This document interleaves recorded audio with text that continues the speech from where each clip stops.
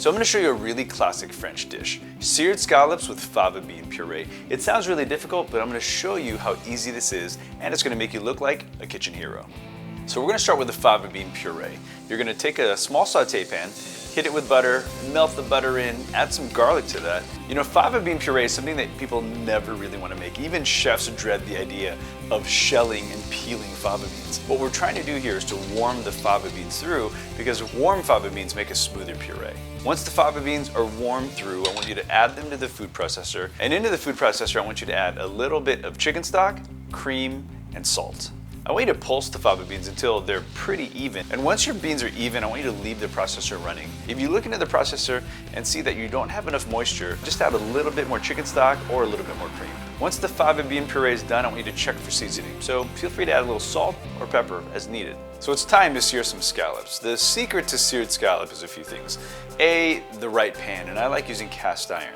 And B, you want to start with a scallop that's bone dry. Take your scallops and make sure you pat them extremely dry with paper towels before you get started. Once your scallops are bone dry, I want you to season with a little bit of kosher salt or sea salt. Once your pan is pretty hot, you're going to add a little bit of olive oil and follow that immediately with your scallops. You don't want to mess with them too much. If they start to stick a little bit, that's fine. They will eventually lift off on their own.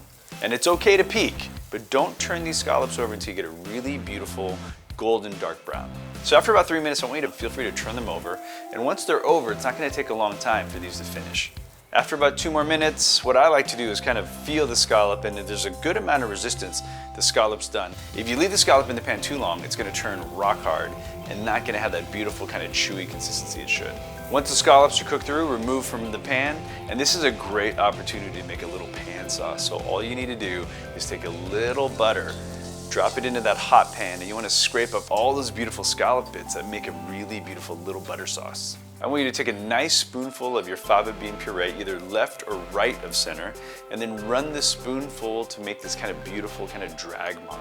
I want you to place the scallops right into the well that the spoon left, and then take the butter sauce from the pan and drizzle it right over. So there you have it, a beautiful seared scallop with fava bean puree, something that most people think is really difficult, but you are definitely going to look like a kitchen hero.